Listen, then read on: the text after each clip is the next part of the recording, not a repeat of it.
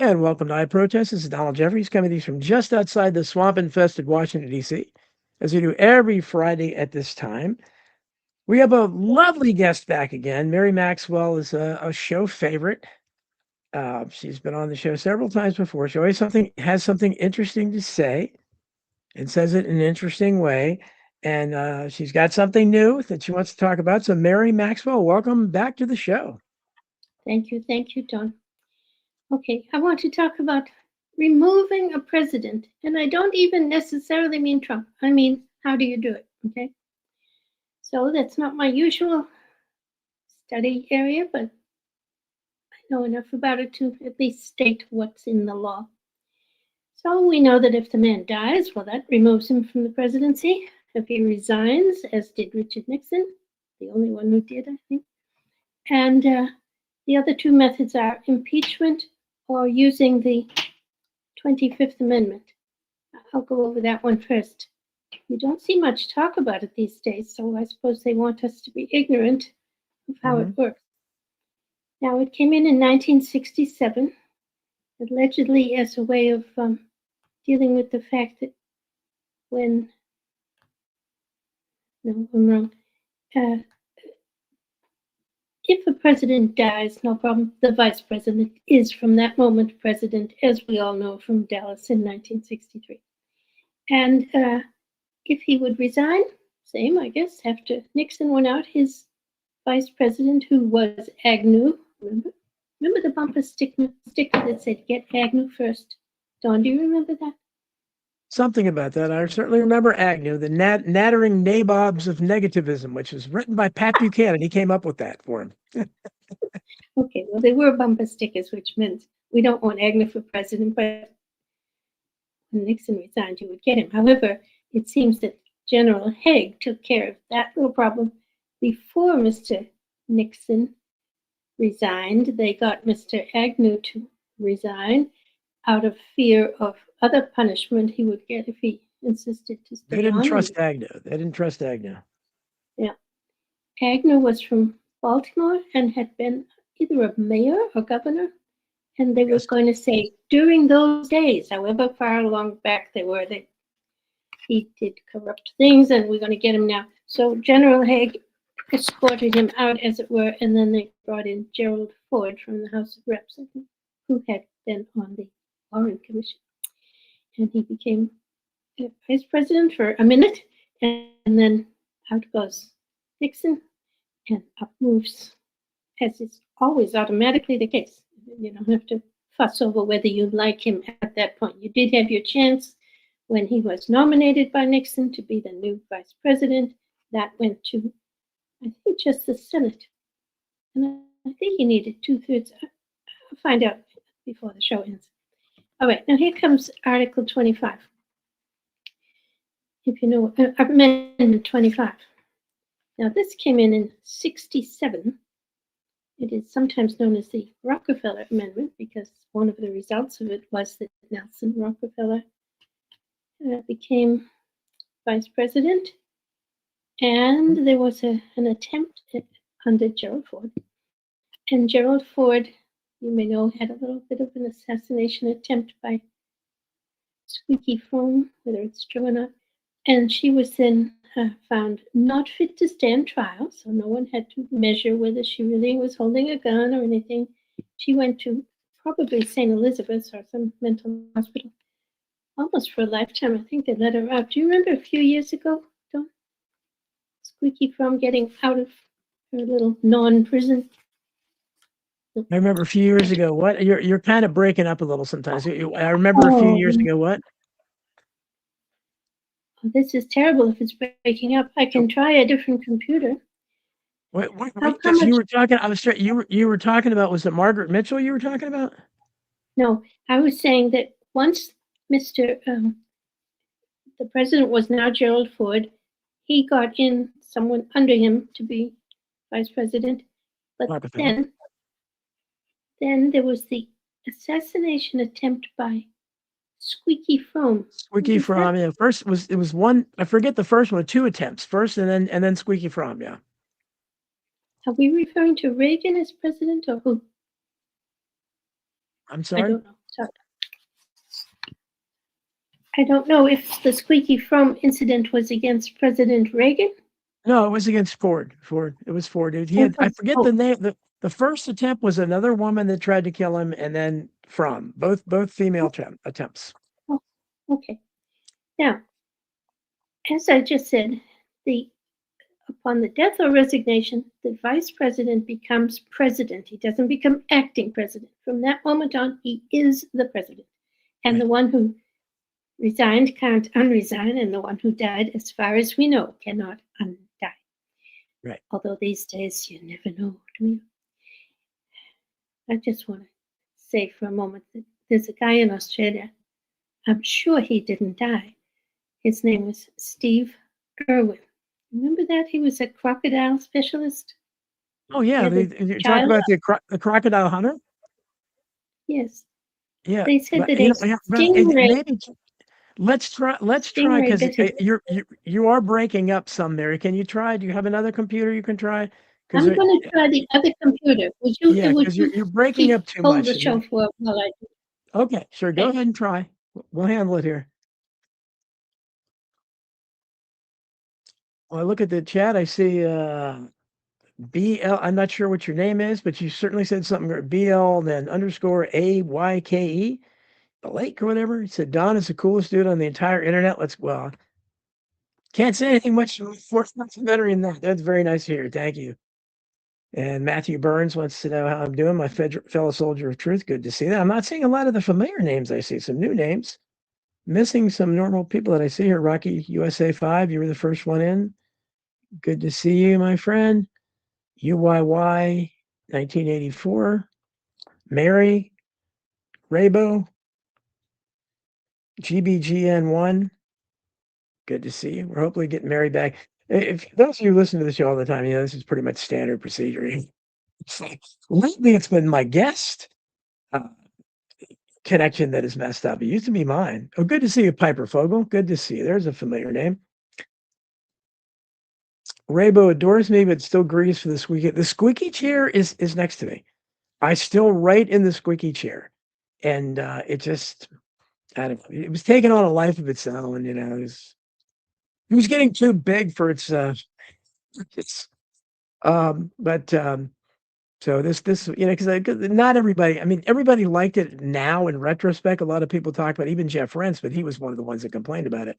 So and several people in the audience used to complain to me. So it is what it is. But you know, hopefully getting Mary back here. We just every time. If you watch my interview Monday, my special show with Cynthia McKinney, you saw that we lost her a couple times and everything. So it seems to be the new thing now that the guest goes down. But I don't know what it is. You know, again, I do this show by myself pretty much, so I don't have the capability to check these things out. I guess to the degree maybe some other podcasts do. But that's what makes it charming. You know, it is what it is, and I think people have liked it over the years.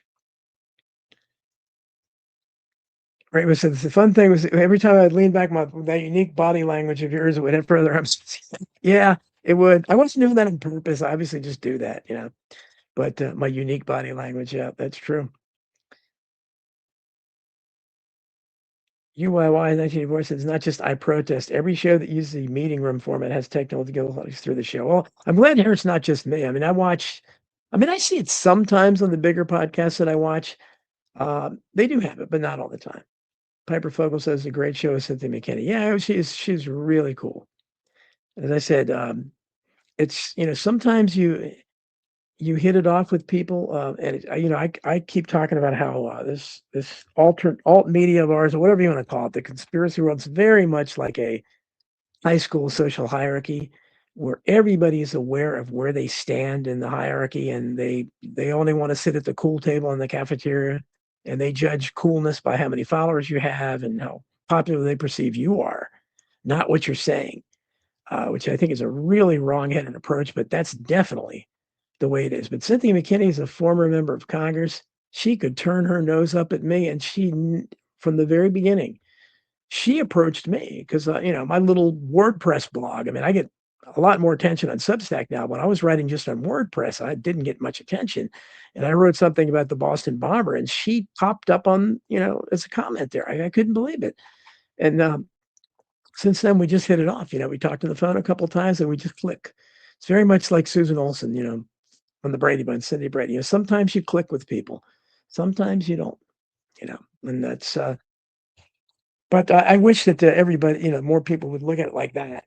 And it's like this Kim Rath from The Sound of Music that I had a few weeks ago. I seem to be clicking with her pretty well too, even though I don't know that she agrees with me that much politically, but we just have we just kind of click, and that's what happens. And sometimes you don't. Some people you don't click with.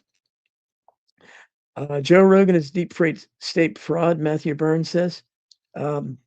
Oh, I can't argue with you, I guess. To this point, I don't know who is a fraud and who isn't a fraud, but it's. I think that what we're seeing is that it's going to be a bunch of us little guys, maybe, that keep it afloat.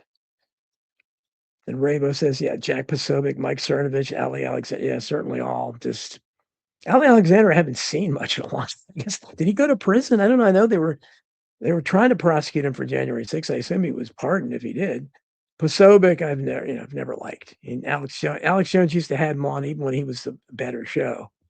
Cernovich, I never understood him. And when Alex, if you remember a few years ago, Cernovich almost took over Alex Jones' show. He had him on there all the time, and I kept saying, "Wow." Rabo says all of them Candace too. Well, you know what? I love everything Candace Owens does now. I love everything Tucker Carlson does. But yeah, I'm aware of what they probably are. And I'm going to have, she was supposed to be on today, but she canceled at the last minute. That's Mary Maxwell very graciously consented to come on with very little notice. But Dana Duda, who is pretty big on YouTube, I heard her on the show. It's very cool. And she's done some work on Candace. I was looking into her background. So I said, apparently she found from Candace that Candace found about Erica Kirk. So I don't know. Is anybody real? I hope they never look into, if they look into my background, they're not going to find anything, except for they will find, and I mentioned this on the show, sometimes there are coincidences. Not many of them. I mean, believe me, I'm a conspiracy guy, through and through. But when I grew up, my street address for, not all 19 years. It started out being 1898 street address. And after a few years of us being in that house, they changed it to 3333. So my street address was 3333 for the first, 19 years or whatever of my life. Anybody looking at that and say, oh, of course, it shows he's a fraud is 3333. It is, obviously I had nothing to do with that as a little kid, but it's just a weird quirk. And one of my first basketball numbers was number 33 too. I like the number. One of my first favorite football players was a guy named Nick Petrosani, who played for the Detroit Lions back when whites could play running backs in the NFL. And I loved him, and so I loved his number, so I picked it for basketball.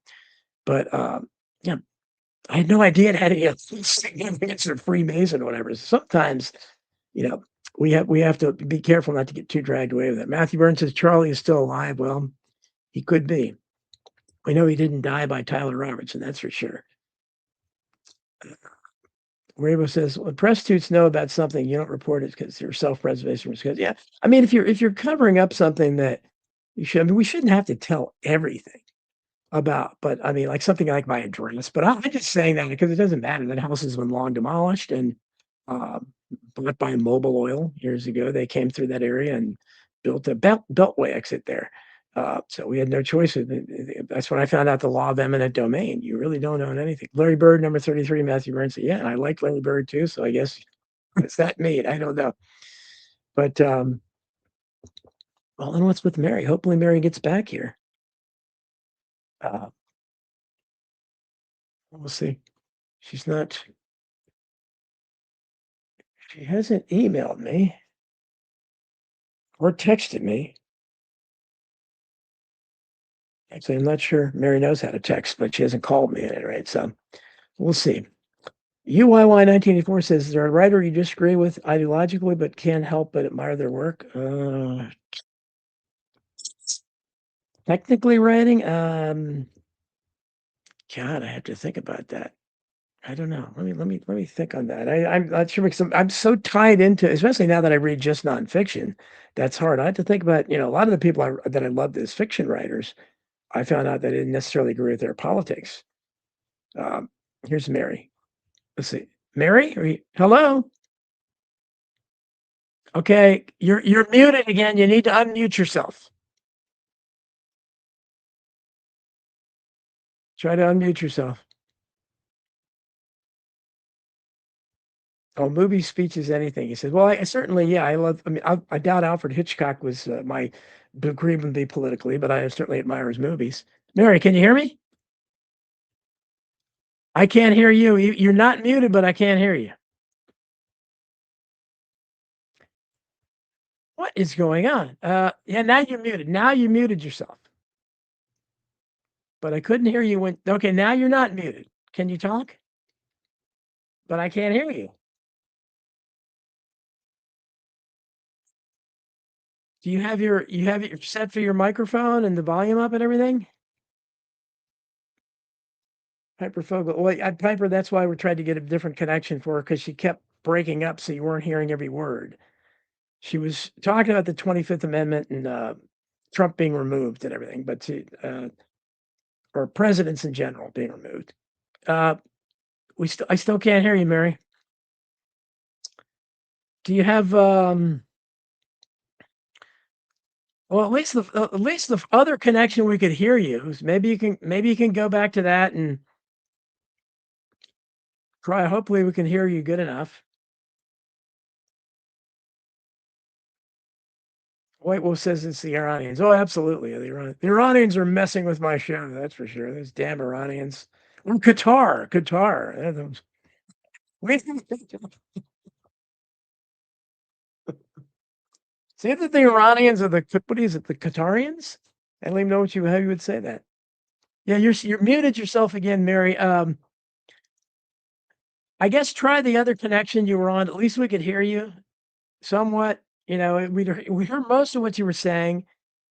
And maybe move closer to the microphone when you're on that connection, because now you're not muted, but I can't hear you. Okay, well, I'm not sure what happened now, Mary. Mary?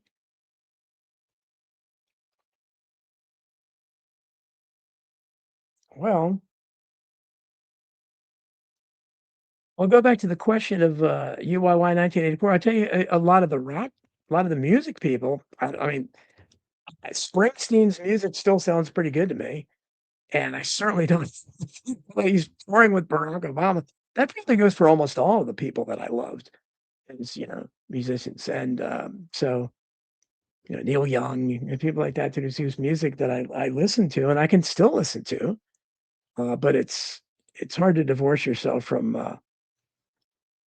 that stuff. Okay, let's see if Mary's not back. I'm sort of here.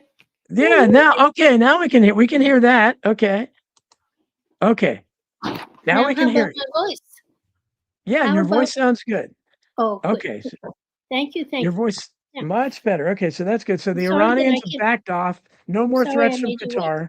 Okay, so go ahead. You were talking about the 25th Amendment and how to get rid of a president or whatever, remove a president, with the idea of the giant orange problem that we have in office right now. So, all right, I'm going to read to you the 25th Amendment, which passed in 1967, and it says, whenever the president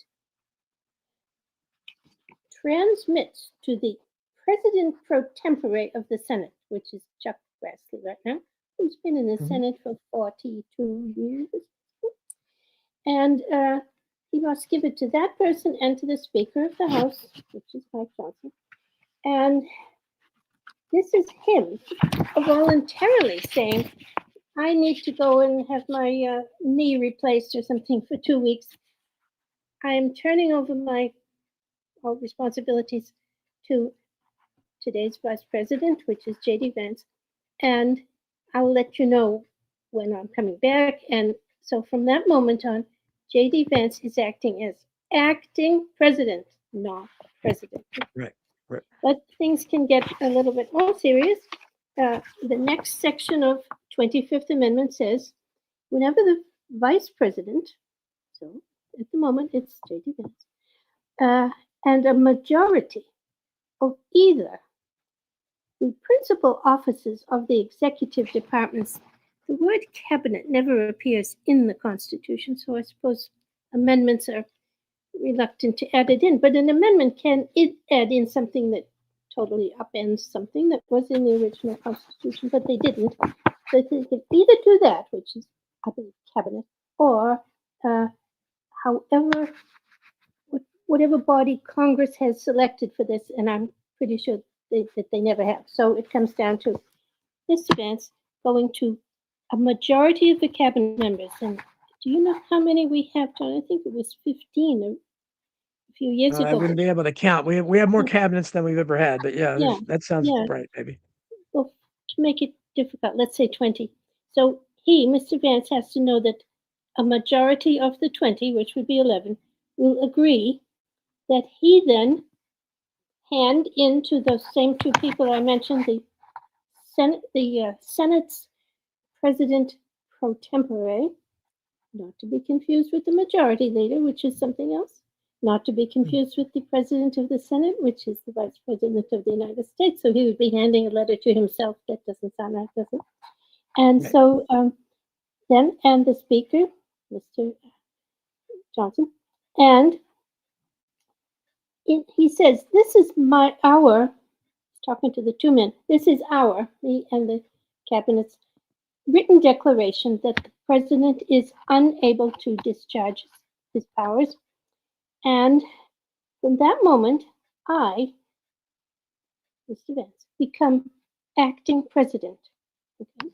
But you might say, oh, what if the president doesn't like that and says, excuse me, my mental capabilities are 100%. I'm just fine. Yeah, sure. And so when this happens, it's just giving the two letters, and ABC, NBC is all there, so everybody knows it, that we now have an acting president. But within I think it's 4 days, isn't it? He shall, all right. When the president then transmits to these two same guys a statement, a written declaration that no inability exists, he then shall resume all his duties. However, if the vice president and a majority of the same characters again transmit within 4 days, so that would be 4 days of objection that was filed by the not feeling well president, who says he's feeling well, then he must go and has to try a little bit harder now. He can't just say, I'm acting president. He has to ask those two guys to go to their houses of Congress, I would say in Australia, the chambers, between the two chambers, and ask the parliamentarians to vote. And the Congress shall decide the issue, assembling within 48 hours if they didn't happen to be in session anyway. And when they get there, they have 21 days after the receipt of that letter from Vance, because the letter from Trump, they don't answer to the letter from Trump. They're answering, as it were, to Vance's statement. No, he really is unable to hold the office. And if after Congress is required to assemble, then they must determine by 2/3 vote of both houses. And that's pretty hard to get, but that's what the rule is here. So if Mr. Trump, or whoever it was, any hypothetical president, comes back and says, you can't take my office away from me, it would require 2/3 of the Senate and 2/3 of the House. Right. To say, sorry, Mr. Trump, sorry, but this is the end, goodbye. And from that moment, it doesn't, the man who we put in as acting doesn't become president. He stays on until the end of that term as acting president. So we are never without a person sitting in the Oval Office. We don't, of course, we've known that since childhood. Exactly. Right? There are no gaps. What do you are you do you think that that this should be done? Do you think Trump should be removed under the 25th Amendment? Hmm. Well, that would give us Vance, who's, in my Mhm, opinion, has the same problems, but not the mhm. problems of the cognitive bit. I wonder if the cognitive bit has been, foisted upon Mr. Trump. It's 'Cause the easy to Trump do, fans right? would point out Trump may be cognitively damaged, but Biden was probably even more cognitively damaged. Yeah, we didn't remove him, right? Yes, but that would have required Miss Kamala to have been the one who started it up. Right. He must have been told, no, no, you're not going to do that. Mhm. So she didn't start it. However, she was acting president for 85 minutes in November of, I don't remember the year, but I wrote a letter to the FOIA, Freedom of Information Act, to say, Right. were any pardons granted on that day? I think it might have run over a 2-day thing. He was just going into the hospital for colonoscopy.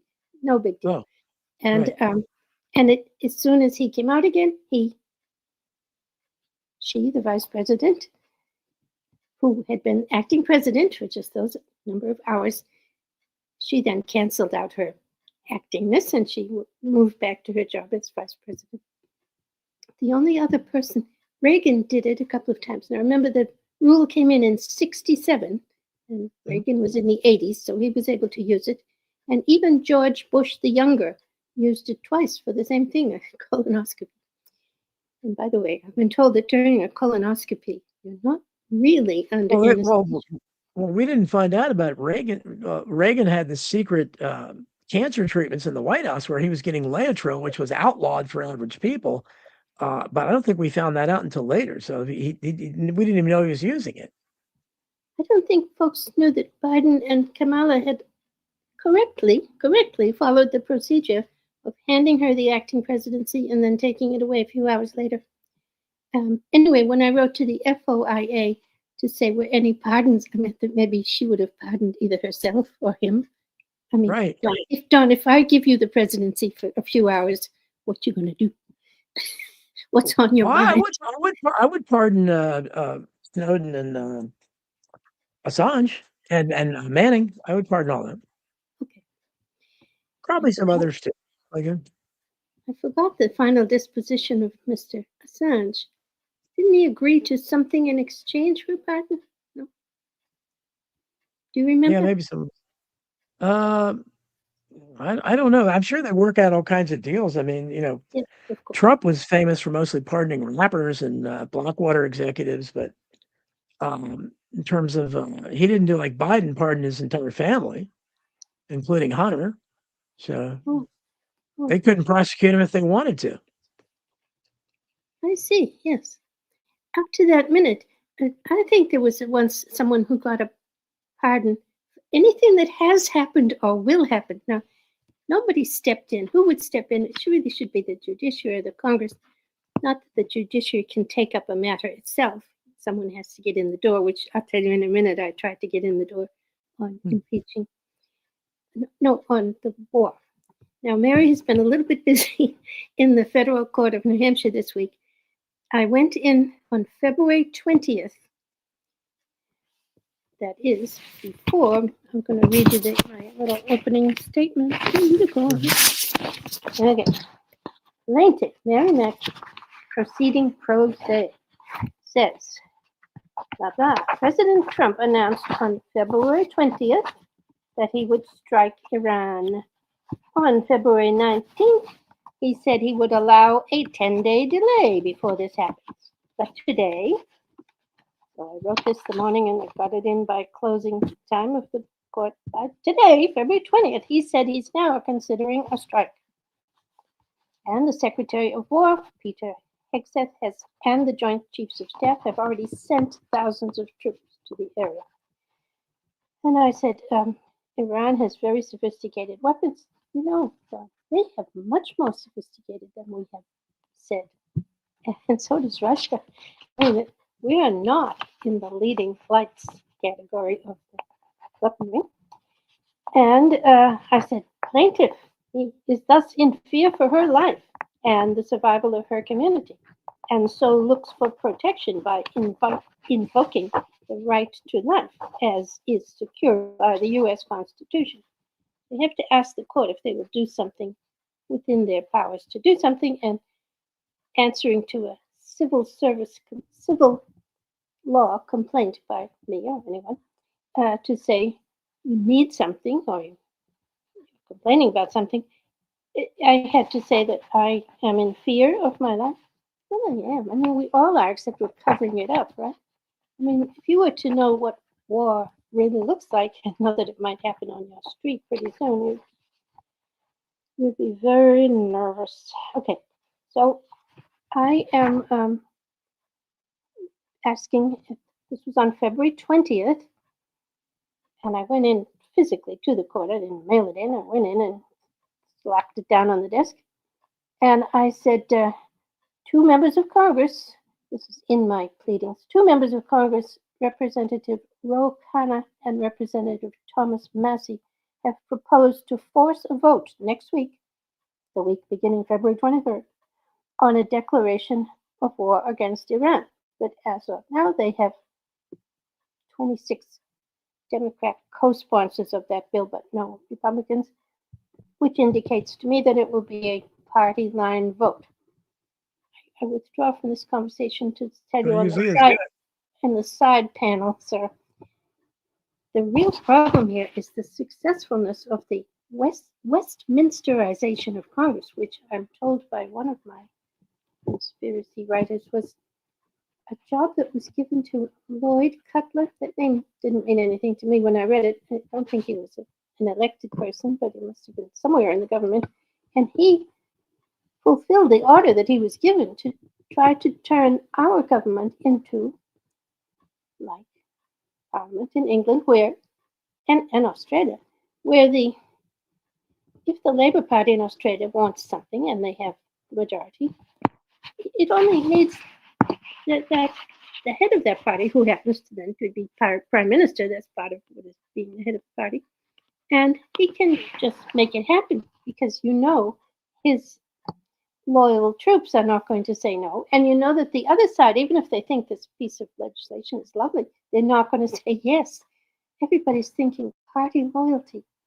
And I can't blame them because here in New Hampshire, I feel I go in and I file a perfectly legitimate claim, but I feel, oh, they're going to hate me. No, I'm a Republican. They'll say, no Republican would do that. Well, besides being Republican, I'm also human and scared, so I'm trying to do something. But do you remember, Donna, when we were young? I know you're about 10 years younger than myself. When we were young, you didn't even know which of your neighbors were Democrat or Republican, or which of your co-workers or anything. If your kids were in the Little League, some of the parents that would come to that meeting were Republican and some were Dem, and weren't separated. No, not really. Not really. What what they used to say, you don't discuss politics or religion. That used to be, now. I mean, it's especially with Trump. This is Trump. Trump is he's the lightning rod.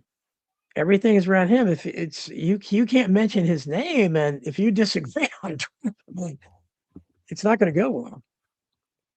Yes, as I said, I am feeling somewhat inhibited, but not inhibited enough by the dislike or hurt feelings that I will arouse in some of my Republican neighbors. But you just said you're not supposed to talk about politics and religion, but nowadays, and for many years, you've read polls. So someone is supposedly sitting outside the people are coming out from having voted and said, who did you vote for? But in my day, they'd say, don't you dare ask. You were supposed to keep it a secret. But now, it's supposed to be all over your face. And so you must do what a Democrat does if that's what's written on his face, or you must do what a Republican does. This is a real problem. And of course, the media loves it, and it's really their baby because before a thing has even occurred, even several months ago, they're saying the midterms. I don't think people ever had used that word before, but midterms.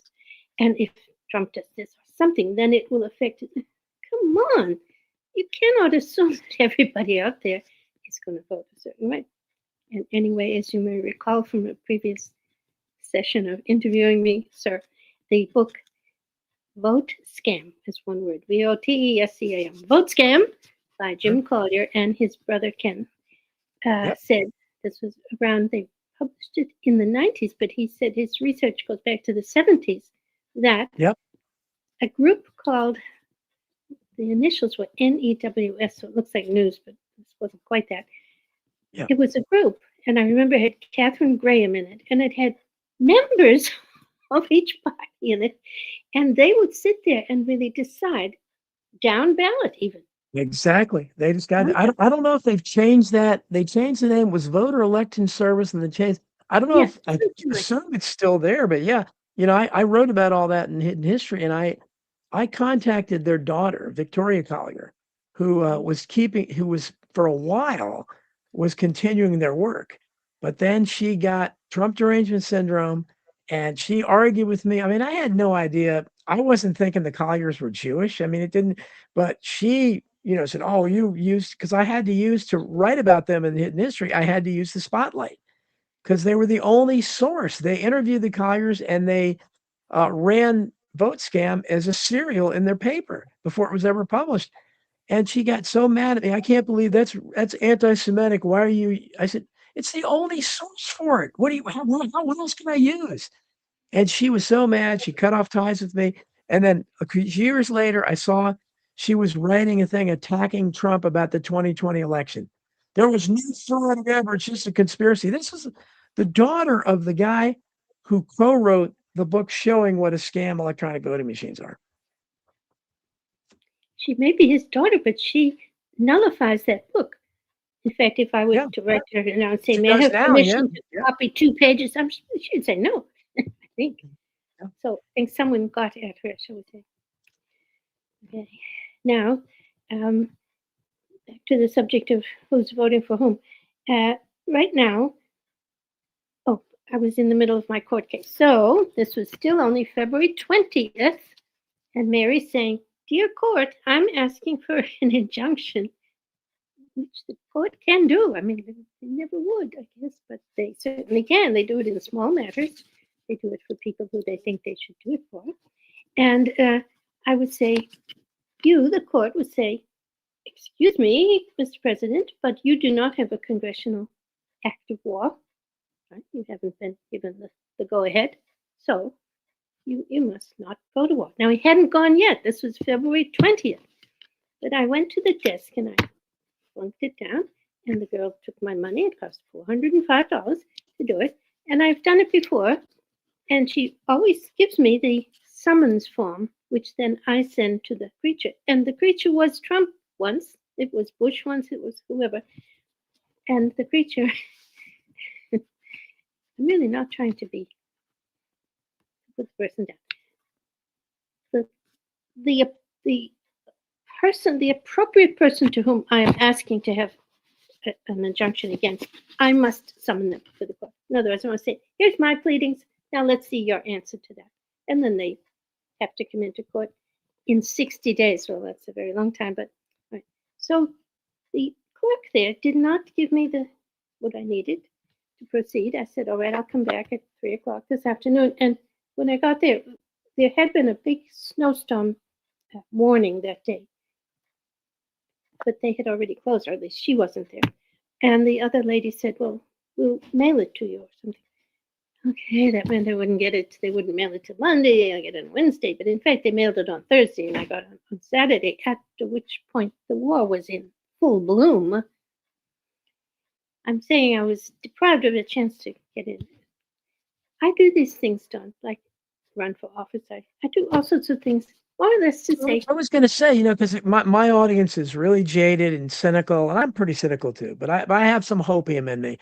But I admire you for trying. You keep going. You're going through the system. You're trying it. You don't get disillusioned because have you had any success with it? Because you really try. You're paying money and everything to do it. And how's the system working for you? Right. I'll have to tell you that I've been always defeated, both in my efforts to run for office and in my court cases. But I've never been discouraged, except the week after this affair. Of course, I realized pretty soon in the piece that they weren't doing the right thing. There was no reason not to give me the form. For example, you might think they said, "Oh, well, it says that it's a congressional requirement, but really it isn't." That's not for the clerk of court or even the judge to say. It's for the other side to fight me. When the day comes, he gets in there with me and one of us wins and blah, blah. All right. But on another occasion, I shouldn't tell this, I'm telling you. The next week after this business, I believe it was 2 weeks, it was March 13th, just recently.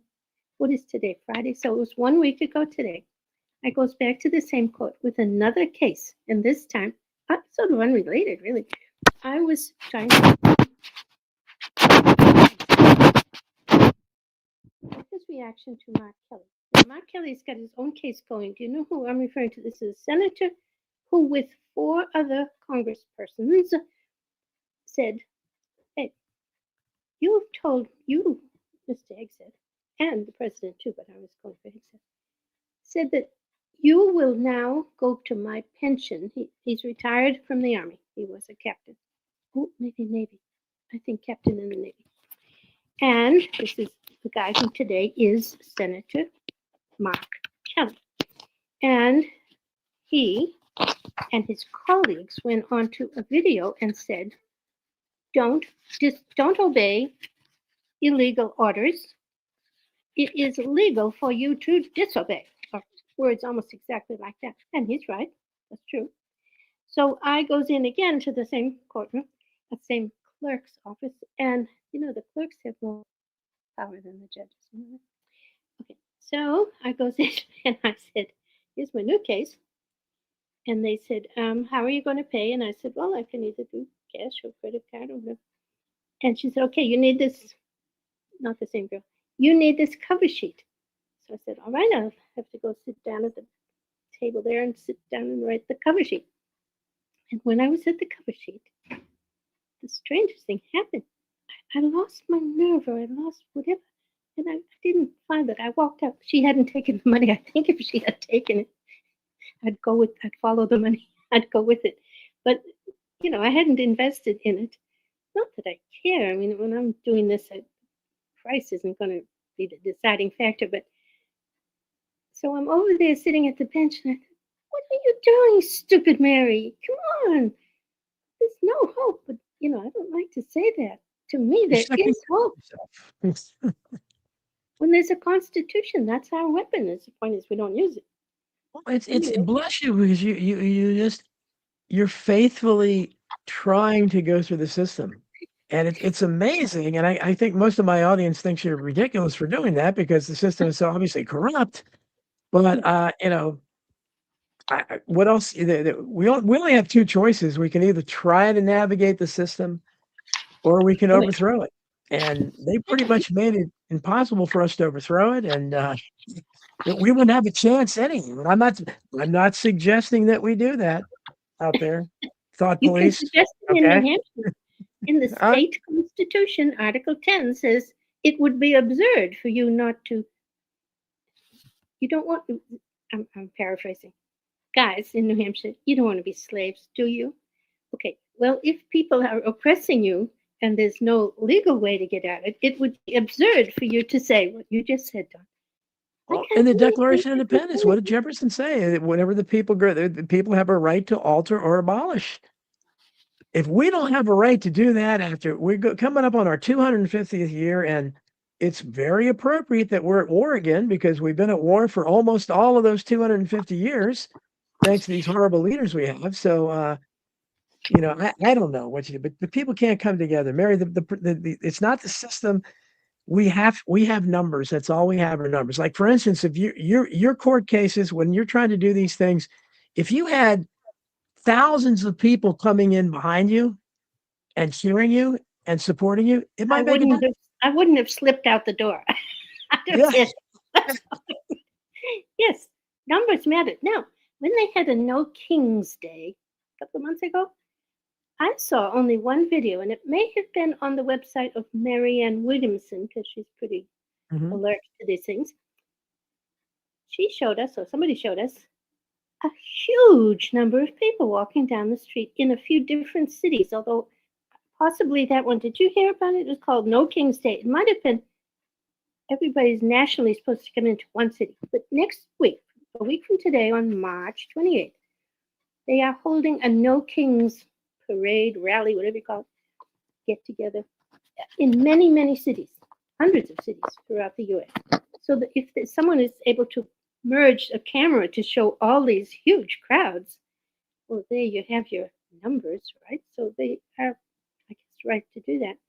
And I personally would like to do, and I still might do a little thing here in Concord, New Hampshire, and call it the Republican No Kings Day, because we just assume it's the Dems that are making that happen and that Trump is their enemy. But it should be the Republicans who are jumping all over the place when you have Pam Bondi as Attorney General, or when you have Mr. Trump as president, who don't follow the Constitution. My understanding of being Republican is almost the same as being a Constitution guardian type thing. And that's what I am. Well, supposedly, but this is the problem because Trump, as Trump says, he told himself he is MAGA now. So you can see the same people. He has gone against everything. He's done a 180 on every single issue. He's doing the exact opposite of what he said. And you still got, I don't know how many, but millions of people are supporting it.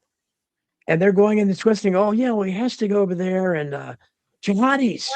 You know, I mean, what else? Hezbollah. You know, it's ridiculous. It's sad to see. And he's not following the Constitution any more than any other president has. We haven't declared war since World War II. We've been in tons of wars. Jeffries, I think you're a jihadi. I can tell. Yeah, I think so. I probably am. I don't know what a jihadi is. I'm as much a jihadi as anybody else is out there because I don't think they exist outside of the CIA and the Mossad, probably. Yeah. By the way, do you remember that when Tulsi Gabbard was a representative from Hawaii, I think she had 3 terms, maybe it was late in her piece, but she's still a young woman. This might have been 6 years ago or something. And she, in cahoots with Rand Paul from the Senate, put in a proposed piece of law that would say, it was called the Stop Arming the Terrorists Act. And they went so far as to mention, but not really get too rough on the fact that ISIS, ISIS, whatever that stands for, was not really there. And if anything, was being protected by Israel. For instance, if an ISIS guy was injured, he would go to the hospital in Israel. Yes. Which in our day was okay. Don. It's like our day, because I hope you remember these things. If someone was hurt, the enemy was hurt, you would take him, if necessary, to your hospital, because that's what you do with people who are injured, as long as he wasn't still flailing his weapons. Okay. Well, unless you're America, you know, in this Iran war, one of our latest war crimes, when we bombed an Iranian ship, there were a bunch of Iranians floating in the water there, and we refused to rescue them. When was that? And basically laughed about it afterwards. I think I saw as Trump has said, it's a lot of, you know, he's having a lot of fun killing Iranians. That's what he said. He said that? I thought Haig said, really? Oh, no, he said a lot of Trump said a lot of fun. It's a lot of fun. Yeah, Hegseth has said crazy things too, but they're both completely, you know, deranged at this point. Okay. I like that, Catherine, in the chat room. Land of potholes. That should be our new name. America 2.0. Land of potholes. So the other day I was counting them as I was driving. And again, I live in one of the richest counties in the United States, and it was about every 50 feet there was a pothole. And I'm thinking, this is the richest one of the richest counties. What does Mississippi and Arkansas look like? I can't even. It's ridiculous. I'm sorry. Go ahead. Okay. Now, where do I want to go with this? I want to now read you my articles of impeachment, but they're in the other room where we were having trouble with the noise. So I'm going to try and sure. Okay. Okay, so Mary's going to get her articles of impeachment, which have zero chance, of course, against Trump. It's not like he made a phone call to the Ukraine or something. The Democrats were interested in that when he made that phone call. Any wrongdoing on the part of Biden? Well, that's wrong. But what he's doing now is perfectly cool. Okay, looking at, good to see Jason Barker here. Brian and Deb McCarthy. I think Karen Carpenter came in at some point. Good to see you guys here. Still missing some familiar names. I'm not sure. Maybe I'm disappointing here. The old favorites are either not in the chat room. Maybe they're listening. Mary's preparing her articles of impeachment here. Mary Maxwell is she's unique, but I think she's very cool. And she tries. I said, look at her, how many times she goes into these courtrooms and do stuff that. Good to see you, NMQ. Thank you. I appreciate everybody who's here. Okay. And Raybo is being particularly Raybo. I would say we do nothing. I do nothing to chat room comments. So I don't know what's happening in your comments. I have no ability to do that. Piper Fogel says the Persian people are different from the Iranian Islamist regime. Piper, I don't, I can tell you about. I have my sister married an Iranian, so I know a little bit about Iran. Lived there for many years. Again, at this point, I don't believe anything anybody says that our government and media tell us about any other country. I don't know. I don't know how bad or good they could be terrible. I don't know, but I just know we're lied to all the time, so I have no reason to believe them. UYY says you notify me. Did I have an airtime? And that may be why somewhere goes. Didn't have an airtime. Okay. All right. Sorry about that. I don't know why it wouldn't. Okay, go ahead. I'm sorry. I'm taking off a side view here to say there's some vote scam. Woman, she might be in New Hampshire. She's starting something up for the young. This called Go for Books, because they've been told, oh no, books are not cool. You must use these other electronic things. No. Yeah, no. Books are a source of great joy. In fact, who but you would know, Don, both from reading them and writing them. Books really turn you on, right? They turn me on. Mm-hmm. Anyway, I'm going to just show you about 5 or 6 that you got to get everybody in there. That's the vote scam we talked about by Collier, yep. In which he shows unbelievably how the media had control over the election. They would decide whether to give the state of Montana or something 32,000 for Smith and 44,000 for. They decided it. It had nothing to do with whether you had pulled a lever for Smith. Yeah. Here's another one. This is just hot. How can something be hot when it's by long since deceased Hannah Arendt? I'm sorry, all her books are hot. She was probably America's major intellectual among the female clan, anyway. And it's called Crisis of the Republic, but she's got one on totalitarian. You know what I'm trying to say? That word. She's got one on revolution. Now, here's another one that's really fun to read. Can you see the title? It says, Execute the Laws to Restore the Republic. And it's written by Edwin Vieira. And I called him up a few years ago on the phone, and he sounded very frail, so I don't imagine he's still with us, but he was with us when he wrote that, and he knows his Constitution, and he's going to make it work for you. And we have a book here, which, the guy that comes onto the screen and says, I love you, Mary, that guy? Okay. The first person who comes on today and says, I love you, Mary, will get. Yeah, I'm trying to remember who was it that loved you. God, he may be someone that I haven't seen for a while. Who was that? If you love Mary Maxwell and you're her secret admirer, jump in the chat and tell me. I can't remember who that was. I remember he always said that. Oh, I think it was Honest John, who I haven't seen. Honest John also loves my shirts a lot too, but he loves you. Okay, well, whoever is the first to say I love you, Mary, will get a free copy from me of Madison's notes. Because I know you're not going to go buy it, right? Nobody's going to buy Madison's notes. Well, if they're it's a lot of reading for an average American today. I'm telling you, it's interesting reading. But now here's another one, and this is by Whitney Webb, who is magically qualified. Boy, oh boy, does she do her work, huh? And she's got 4 kids or something. She's raising little kids. And so anyway, this is her book, and it's about this guy, Ray. Okay, here's a Boy. comment for you, Mary. This Mary's this so is sweet. If you go to the rain, she Raybo would Raybo from the land down under says Mary's so sweet. If Raybo, she were going out in the rain, Raybo, she you would are the she would new recipient of Jet she Madison's would note. probably melt. She's a sugar cube. Raybo comes from Australia, so he's from the land down under. Now, Miss Whitney Webb has done 2 books, Volume 1 and Volume 2. See how thick they are, and it's detailed about, I would say, mostly the fact that the mafia runs our government, right? And in fact, a certain president, who I will leave nameless, says that he was, he doesn't have to say he was, he simply was. Oh, Raybo, I'm sorry, Raybo, I got you mixed up with don't Raybo. I thought you were in Australia too, though. Oh, are you Okay, he's in Australian? Arkansas. I'm sorry, Raybo, I got you mixed up with Harp. For some reason I thought you were an Australian too. So he's from Arkansas, maybe. He's a Southern boy. Okay. Well, I'm hoping to get back to Australia, but hasn't happened at the moment because we have a few little problems here. Do you think the war would just end nicely? It might, it might. What do you think? You think the war's gonna? You think this war is gonna end nicely? I don't see how America can get out of it. Certainly not win anything, but at this point, I don't know what they can do. I mean, gas is going up 10 cents a day where I'm here. I mean, it's every time I drive by, it's another 10 cents, and food prices are rising. Everything. The stock market has lost over 5,000 points since Pam Bondi bragged about it being over 50,000.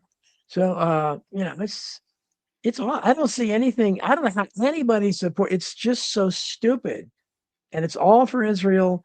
And the fact anybody can say it's not, but some of them are. My friend Naomi Wolf. Naomi Wolf was my friend. She wrote the foreword behind me to Survival of the Richest. She invited me to her big book signing a couple years ago in D.C. But we were thrilled to go meet her. And she probably, I'm sure she doesn't think I'm her friend now because her Jewishness is kicked in, and she's defending what's going on. It's an art Zionist. So many of them like that now, and it's a shame because it's so dumb, and we have no interest at all there. And it used one of Trump's favorite words. This is a disaster for us, and I don't see any way we can. I don't know what he can do because he can't. He has to claim victory, and Iran is defending itself. It's not going to happen. I don't think. I think what we should do is apologize.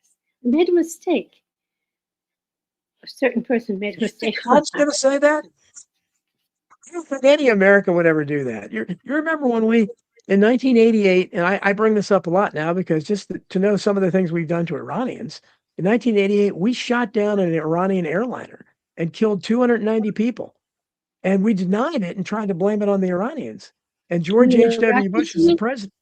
Yeah, but he shot down the Iranians shot down an airliner of ours. And we denied it, just like we're doing with this girls' school that we killed 150 kids at. We're saying Iran did it. That's what we do. We just claim they did it. And George H.W. Bush was the president. He said, Americans don't apologize. That was the thing. Americans don't apologize. So it doesn't matter what you do. We don't apologize. Now, I'm going to read you quickly my articles of impeachment. So who am I to make I'm nobody. I can only give it to my congresswoman.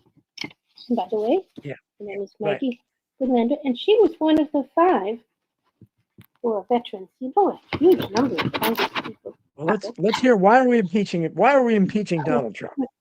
The 4 articles handed over to Ms. Goodlander in case she wants to use them. Of course, she doesn't have to use them. She could write different ones, but here it is. Article 1, regarding Venezuela.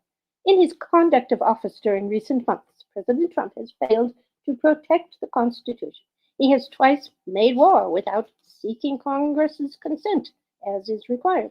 In November 2024, he invaded. Oh, I'm in 25. Shoot. Oh well, typo. In 25, he invaded Venezuela and kidnapped its elected president. This war has enabled the U.S. to steal the resources of that country. Doing regime change in Venezuela may have been instigated or guided by billionaires in the oil industry for their own benefit. They have no formal accountability to the nation. And the attack on Venezuela is causing other nations of South America to see us as a bully as if he didn't always stone me. I don't know if you've read a book by Mm. Gerald something. He lives in Vermont. Name of the book is Thy Will Be Done. But he means Thy Will, Nelson Rockefeller, who apparently ran practically that whole continent. And the reason why he's putting it in religious terms is he said he was aided in his efforts by the evangelicals, who I assume have just been sort of brainwashed into whatever they're told to do. They do. Article 2 of the 4 articles of impeachment regarding the New World Order. There is some reason to believe that the U.S. president's directions are coming from the globalists. The globalists' work over the last half century has included negative influence on children's education, an attempt to disrupt normal family life, cancellation of free speech, a diminishing of the value of the environment, and so forth, all for the goal of making citizens become slaves, impotent to challenge the powerful. Well, if I was the powerful and I were trying to run the world, that's what I would do. That's what you have to do. You have to prevent any of the normal sources of power from coming together, such as families. Okay, new technology is putting us under mass surveillance that erodes our dignity. Think of how our dignity has gone down and radiation that may alter our brain. Have you heard about G6? The sending of United States military into cities, which is wholly unconstitutional, is a harbinger of martial law. Already some concentration camps were built, justified by the COVID pandemic, which has since been proven to be a sinister attack on us. No president should be a party to such abominations. Okay, Article 3 regarding Iran on 28th February, blah, blah, started a war, blah, blah, undertaken at Israel's prompting and is apparently proceeding in partnership with Israel. The president's son-in-law is deeply involved and possibly acting for the president. Oh, this is acting president. Right away, the Iran war has forced two major powers, China and Russia, to consider what they should do next, as their welfare has been jeopardized by this activity. Several Middle Eastern countries have already been attacked because they harbor our military installations. For example, the United Emirates, the city of Dubai, has suffered a bombing. I guess it's true. You know, John, when you see these days and these nights, these little clips, are they real? Are they real? I mean, is Tel Aviv in ruins, as somebody says it is? I don't know. And you could see the Dubai landscape with all the skyscrapers, and then boom, one of its tall buildings is blowing up. But you don't really know. Isn't that awful? Okay. Our ships, including a $13 billion aircraft carrier. Imagine creating something that costs $13 billion. With 2,000 sailors aboard. They must be pretty pissed off, don't you think, Tom? They're sitting in the harbor, unable to get to various U.S. refueling stations. As far as I know, they were dependent on where they could land in any of those friendly countries like Qatar, they call it. You know, today is Eid Mubarak. Today is the end of Ramadan. I used to live in Muslim land for 5 years, from 88 to 93. Not when I was 88 or 93. Sorry, I'm not that old yet. 1988 to 1993. And I can tell you, I couldn't see anything wrong with them. To me, they were just the most normal people going. In fact, they were a little bit more polite and refined than certain others that I know. Okay, now back to my Article 4 regarding obstruction of justice. Okay. When you're writing articles of impeachment, you're supposed to, you don't have to, but the constitutional requirement is that you can impeach someone who has committed high crimes and misdemeanors. Right. Misdemeanor is like smoking a cigar in the no smoking section. I mean, it can be a really small thing. But when I just said he's gone into 2 wars, well, each of those I showed to be unconstitutional. Right. And then I said, and he's helping the New World Order. Well, I didn't say that was unconstitutional. Well, they all done that. Yeah, that's yeah. So then the fourth and final thing I put in as regarding obstruction of justice. And let me tell you, we have Mr. Shiri Fainbar, who is a in the House of Reps from probably Michigan, and he came out with a lengthy article, and he put it in, I think, April of last year, with all kinds of things, including obstruction of justice, but that was sort of before the Epstein thing. And the media has never told us. Have you heard that a representative many months ago put in articles of impeachment? Now, Al Green got up. Have you seen him? Yes, he He did. stands up with a cane or something, and he says, Yeah. all right, so you heard about him. And I think he just put in one article. He put in 10, doesn't matter. So this guy put in 7, and one of them was obstruction of justice, and now I'm doing it too. I say, quote, "It is tragic to see that America's pride and joy, justice, is on display as a joke. Every day the internet carries videos of congressional hearings where the U.S. Attorney General Pam Bondi and FBI Director Kesh Patel refuse to give straight answers to questions. This is conditioning the whole world to the fact that powerful members of government consider themselves above the law."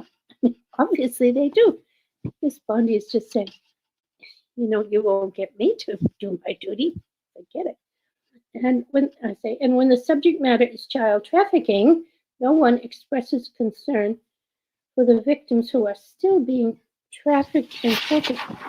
Speaking of Naomi Wolf, as you just mentioned, many years ago, and this had to do with the Boston Marathon episode, of which I must tell you, I am what I call an amicus curiae in the court. I mean, actually in the court legally. And they pronounce it, I got that from my Catholic childhood, is amicus Latin, but they call it amici. What do you call it? Amici curiae? Or They call it amici? What's if there are two of them, the plural, they call it amici. okay? Singular, amicus. Also, the ruling of mandamus, I call it mandamus, of course, I'm Catholic, but the local legal pronunciation is mandamus. All right. It's very underused. The law is. It is. Well, I want to, because I told you we invite people in. We'll see if anybody comes. But I'm gonna put anybody that has questions or comments.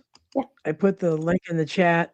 So I'm putting the link in the chat now, guys. You want to jump in? You can be on just audio if you don't want to show yourself. I'd like more of you, but so video is great too because you can see us. But okay, there is the link. So anybody that wants to jump in, I'd love to have you participate. You have questions for Mary or comments. Yeah.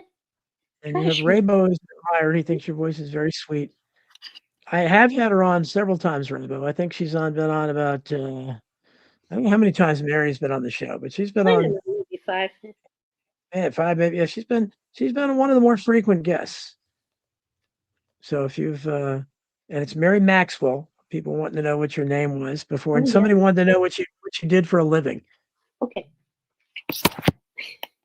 What did you do for a living? Now we know you're busy bothering the government all the time. But what did you do for a living? That's what I did.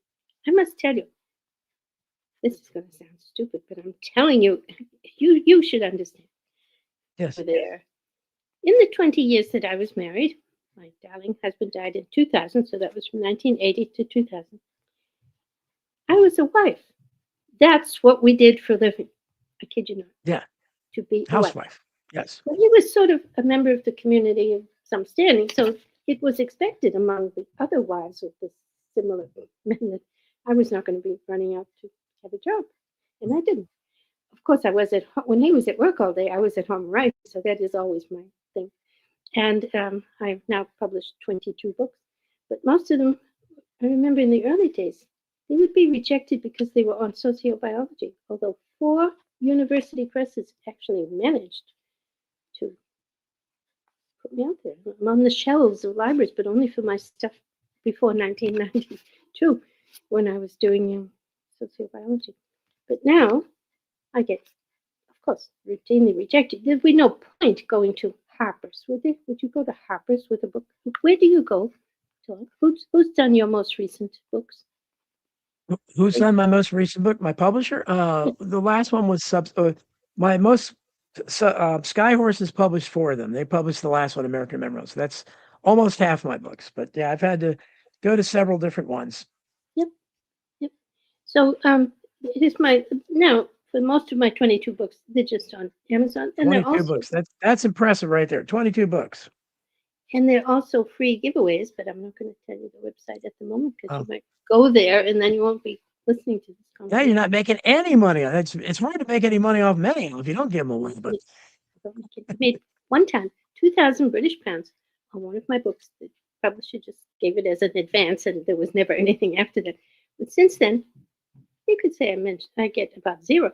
And the one of Kennedy, right now, when I'm supporting this man, who I'm sure is the correct son of the president, the name of the book is The Historian's Tale. And every day he, on his website, is told that he now has 83,000 followers or 90. He's gaining all the time.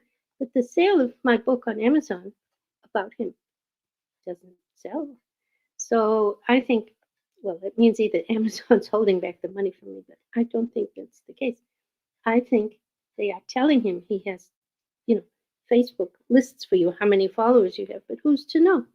I think they're telling him to shut him up. So just, hey, everybody loves you. Don't worry about it. There you go. You got 83,000. mm-hmm. I don't think he has 83,000.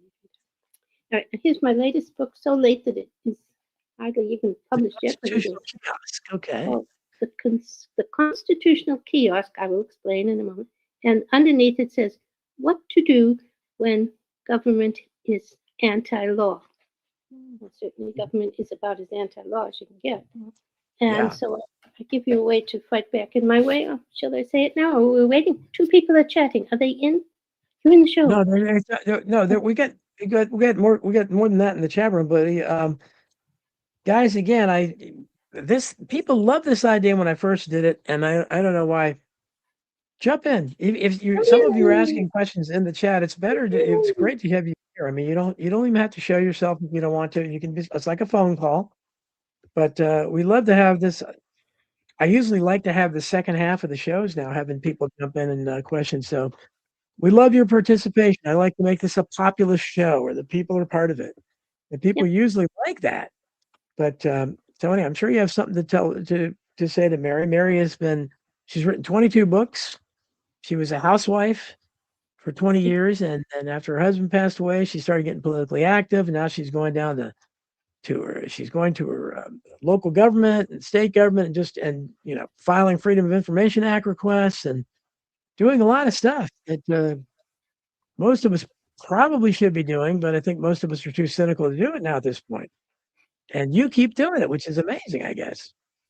By the way, when I lived in Australia, which was for half of my life, yes, Australia, I couldn't then run for office because being American born, they did have parliamentarians who were from everywhere, and then they quit. I think it was around 1990, and they kicked out the ones who were there. And the new criterion was not exactly where you were born, it's to whom you hold allegiance. And my own member of parliament at that time, he was Greek, and he hadn't ever been to Greece, I don't think, but they worked out that through his father or something, that he was obliged to Greece instead of to Australia. And I don't think they kicked him up, but he didn't run again the next time. But it's amazing. I was definitely not available to become a parliamentarian over there, but theoretically I am here. A little bit old for that job now, but still. All right. Now I can bring in your thousands of chatters right now by saying, how about this, guys? Instead of having an anti-king march, they want you to pretend that you are king. Never mind if it happens to be Trump on the but anyway, if I were king, and this book is edited by Alana Freeland, who is a genius. She's marvelous. Every man a king, Huey Long. There you go. My favorite. Okay, Every Man a King. So this is, in this book, she brought together about 10 different essays, and they're all quite good, in which, as she says, you have been elected king of the USA by a supermajority of the popular vote and have the support of the masses and a mandate for change. You have full authority to do what you want. What are you going to do? So, and these people write in. Some of them use fake names, but okay. They write in and they say, I would do this and that. We should say it, even if it's pie in the sky. We should say we should teach all children proper mathematics instead of fake mathematics. We should teach all kids to write cursive Imagine not being able to pick up a pen and write a letter. I know you can print a letter, which you can. They stopped. Mary, one of my when my kids were in school, which is well, they graduated in like the teens, but I was so mad at them when the schools they don't teach cursive anymore. They don't teach it, and I kept trying to say, why aren't you teaching them cursive? And they won't do it. So I would help grade papers with the teacher, and it's a bunch of chicken scratch because they're all just printing everything and barely doing it. And it's something beautiful about cursive, especially when you have a good, a great penmanship, which I've lost my penmanship, but it was pretty good at one time. Yeah. But so I agree with you. That's what I think that would automatically slow you down and make you sound better when you have to take your time writing in cursive, I think. And the same with arithmetic. If you're standing in the supermarket and you want to figure out if they're selling 4 for $12, 40 for 120, that's probably next week. 120 for 40 bananas. And if you can't write long division, and they weren't taught to do it. No. They reach for their calculator, of course, and just get out the cell phone and they'll find out in a minute how much each banana costs. But how wonderful it is to be able to do it yourself. And what if your cell phone's broken or stolen or something? Yeah, well, that started a long time too. They started putting calculators in the class. So I don't know, the way we had to do division and the formulas, and even I don't know the kids have done that. I don't think they teach it to them. I don't believe. I know they don't teach long division. That's not part of their game. Oh, and they definitely don't teach you to multiply. So No. if you say to a kid, how much is 9 multiplied by 7? They probably say 1. They might start at the bottom and work their way up, and they finally get 72. But we have it because it was drummed into us. I don't want to fail the course. So Well, you have to make time for transgender story hour and critical race theory and stuff like that. So I mean, it's only so much time in the school day, right? I mean, right now I'm going to get back to the impeachment thing. The Constitution allows us to impeach presidents, other officers, and judges. And there have been 8, of course, only federal judges. The Constitution isn't telling the state what to do. So there may have been many in the state that got kicked out. And I bet it's almost always having to do with money. He gave in to the plaintiff because the plaintiff handed him a little brown envelope.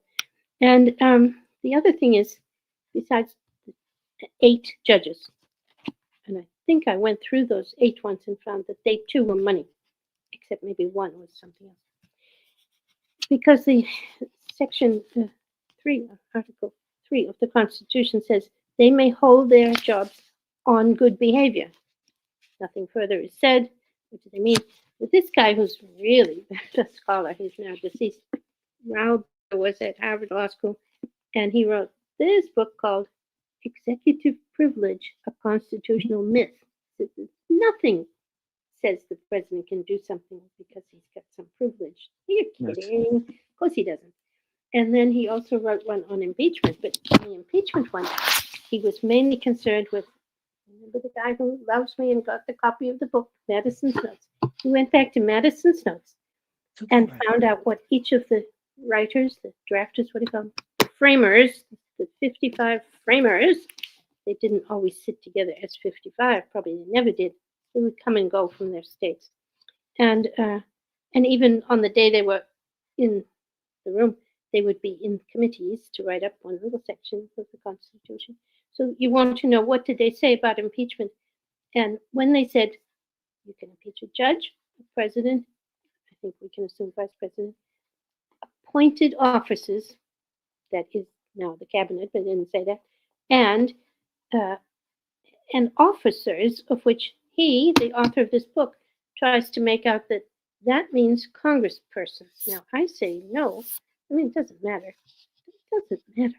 That all this business of sticking to the original intent of the framers, it does help. You should go and look to see how they were using a word. After all, the word is now there in concrete, and we have to obey it. So if you can find a different way to say what it is with men, that's important. But he goes by there and says when they said officers, they didn't exclude congressmen. Well, I don't know. I think we call them our elected representatives. And I'm just saying he's so devoted to doing everything a certain way that he can always find plenty of literature, like the many people who commented. There's a book called Ratifications, but it's also on C-SPAN. The lady's name is Pauline Meyer. I think spelling it Meyer. I'm not sure. She's now deceased. But she goes on for 3 hours, and it's perfectly entertaining. Don't worry, guys. You won't fall asleep. You won't be disgusted. It's wonderful. She's just talking about what happened when the Constitution was sent around to the 13 states for ratification. And those people in the audience, they not only knew long division, and they could write cursive. Oh, could they write cursive? But they also understood all these problems that were in the Constitution. I think today, if you went down the street to the local supermarket and looked around for young people and said, come over here, I'll give you $50 if you'll comment. What do you think of the Constitution? I imagine they would say, well, gee, what is it? What's the Constitution? Which is too bad. This is two things of our Constitution. One, it is the law that is enforceable. Yes, it is, said Mary Maxwell. Well, Mary, I tell you, probably more than half of my audience, and it pretty much includes me now too, would not have supported the Constitution. Most of us prefer the Articles of Confederation. We think they actually were better. I mean, the only thing that made the Constitution palatable was the Bill of Rights and the separation of powers. And as you noted, now we have executive privilege and all that nonsense and imperial presidencies, but you had judicial review from the beginning.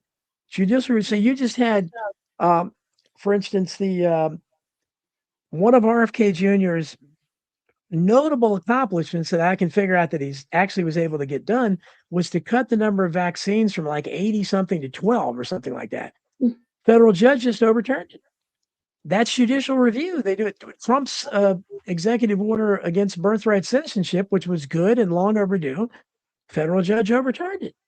That's judicial review. That's not what the founders and Thomas Jefferson argued at the time. This is not this is what we intended. But John Marshall usurped it right then. Nobody's looked back. Now both sides support it. They just hope they get a sympathetic judge, and it should be dependent on one judge. Look what happened in California in the 1990s. Prop 187 overwhelmingly voted to deny government benefits to those who were here illegally. That was the way to solve the problem. Federal judge overturned it. That was it. The will of the people supported all those millions of people that voted for it. But nobody talks about this stuff. It's with judicial review, it's impossible to get anything done. If Trump had been sincere and wrote a bunch of great executive orders, which I don't even know if they should be allowed either, but it doesn't matter. The court will just same thing with referendums as they did with Prop 187. So it's there. I'm putting on my black pill thing for a second. That's my black pill hat. That was a state affair. By the way, what would your Articles of Confederation have done to prevent that kind of thing that happened? You just said to RFK. What was in there? The government would have never gotten that big. Because the Articles of Confederation, what was great about it, and that's why Patrick Henry, he said, I smell a rat. He wouldn't go to the Constitutional Convention because the Articles of Confederation were very, very loose. They considered every one of those 13 colonies a sovereign state, sovereign nation. And they just, okay, we'll get together as a loose confederation. We have a very few common interests, and we'll have whatever central government we have is very, very, that's why the president they had before the Constitution was very weak. I think you had 6 or 7 presidents before, I know one of them named Hanson, before George Washington. Nobody remembers who they were because they had virtually no power. They were figureheads. And it was the states that represented everything. And that's why when the southern states, mostly for purposes of stopping civil rights, when they started talking about states' rights, it harkened back. That was the fight at the beginning of the Republic. And so most Jefferson had to be talked into it. George Mason had to be talked into it because he helped write the Bill of Rights. But without that Bill of Rights, the Constitution would be horrible.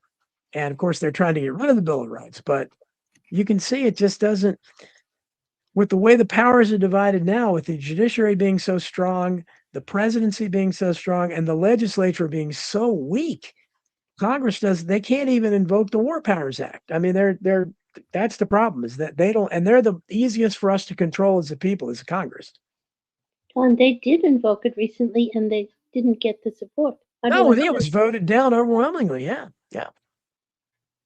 Well, then they're the outrageous ones, not the Constitution. Well, if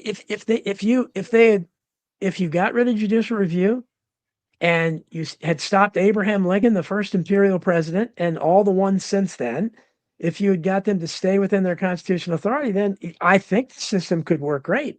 But it hasn't, especially since after the Civil War. Because understand, we fought the revolution. The primary principle of the revolution was the consent of the governed, that everybody has the right to consent to a government. Well, the southern states, regardless of what you think of them, they didn't consent any longer in 1860. They no longer consented.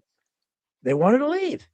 And Abraham Lincoln said, no, this is not a voluntary thing. You have to stay. And once they won and defeated them, after the surrender at Appomattox, the United States, before the war, they were referred to as the United States are, plural. Ever since then, it's the United States is, singular. So we became this gargantuan, gigantic government, and we've never looked back. And the whole consent of the government, that's why people talk about secession now. And it's, you remember what happened 60 years ago? And they're not going to let that happen, because they don't care about the consent of the government, which the founders, Jefferson, talked about it over and over again. As we said, the people don't like it. People everywhere have a right to consent to those who govern them. Our leaders don't think we do. Okay, I can tell you that I think it is legal, legal, legal to secede. Of course it is, because the Constitution is described as a compact. Compact is like a contract, and it says, hey, we 13 on the year 1787 are writing this up, and we expect it to be, fulfilled.